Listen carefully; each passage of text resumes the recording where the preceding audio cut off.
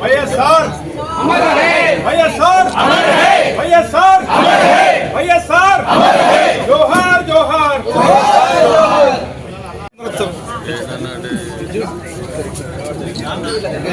జోహార్ వైఎస్ఆర్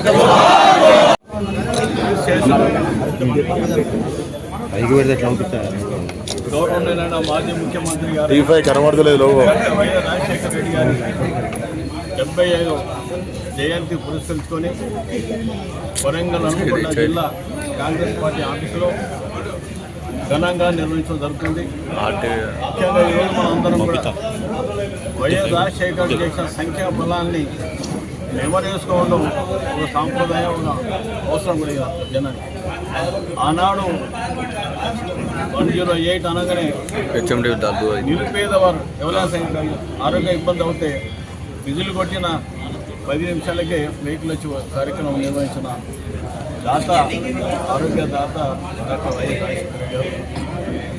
తెలంగాణ ఆంధ్రప్రదేశ్లో నిర్వహించిన తర్వాత దేశవ్యాప్తంగా 108 వచ్చింది. దాని మార్గదర్శకమే వైఎస్ రాజశేఖర రెడ్డి. అర్థంగా రాజు ఆరోగ్యశ్రీ కార్యక్రమం నిరుపేదలందరికీ వాళ్ళు ఎంతో ఇలా ఆరోగ్యాన్ని కాపాడుకుంటే ఆనాడు రాజశేఖర రెడ్డి గారు ఇచ్చిన ఫలమే ఆరోగ్యం. అది రాజు ఆరోగ్యశ్రీ కార్యక్రమం.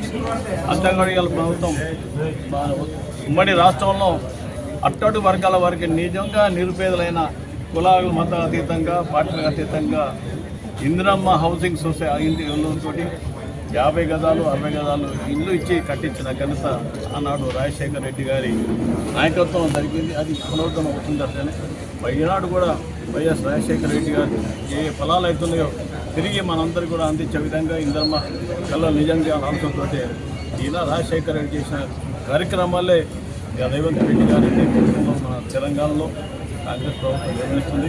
ఈరోజు ఏది ఏమైనా కానీ రాజశేఖర రెడ్డి గారు చేసిన ఫలాలను కూడా ఎన్నో సంఖ్య కార్యక్రమం. ఇక ఫీజు రియంబర్మెంట్ భారతదేశం ఎక్కలేని విధంగా నిరుపేదలందరికీ అన్ని కులాలు మొదలు అత్యధికంగా ఫీజు రియంబర్మెంట్ కార్యక్రమం చేపట్టిన ఘనత ఇవాళ వైఎస్ రాజశేఖర రెడ్డి గారు. వేలాది మంది, లక్షలాది మంది ఎస్సీ ఎస్టీ మైనార్టీలకు రిజర్వేషన్ కల్పించిన 4% రిజర్వేషన్ కల్పించిన ఘనత వైఎస్ రాజశేఖర రెడ్డి. మరి ఆనాడు ఈనాడు మైనార్టీలో కూడా సంక్షేమం స్టార్ట్ చేసిన వ్యక్తి, ఏకైక వ్యక్తి ఆ రోజు వైఎస్ రాజశేఖర రెడ్డి. ఇవన్నీ కూడా నెమరేసుకున్న బాధ్యత కాంగ్రెస్ పార్టీ శ్రేణులపైన నాయకులపైన అందరిపైన ఉందని తెలియజేసుకున్న ఘనంగా వారికి నివాళులు అర్పించడం. ఈరోజు మేమందరం కూడా, నేను కూడా వ్యక్తిగతంగా కొన్ని రోజులు బయట పోయి మళ్ళీ తిరిగి మా ఆయన ఇంటికి రావచ్చు. అందుకే ఈ ఆఫీసు అడుగుపెట్టి ఎంతో ఆనందంగా ఉన్నాను. ఎందుకంటే పునాది నుంచి ప్రతి గట్టులో నేను ఒక కార్యకర్తగా పనిచేసిన వ్యక్తిని.